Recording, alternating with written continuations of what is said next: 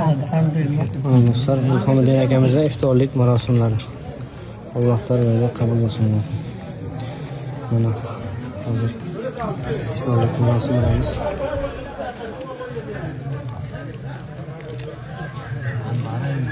Afg'oniston iftorlik marosimlari. Ramazon ham muborak bo'lsin. Tutgan ro'zalari, o'qigan namozlari, qilgan ibodatlari ham Alloh taolodan qabul bo'lsin.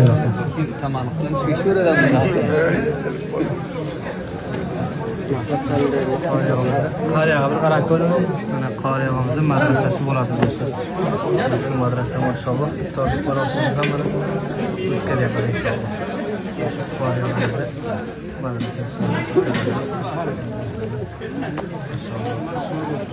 Tojikistonlik Ilhomiddin akamizning iftorlik marosimlari ota-onalari nomidan o'tkazyapti do'stlar.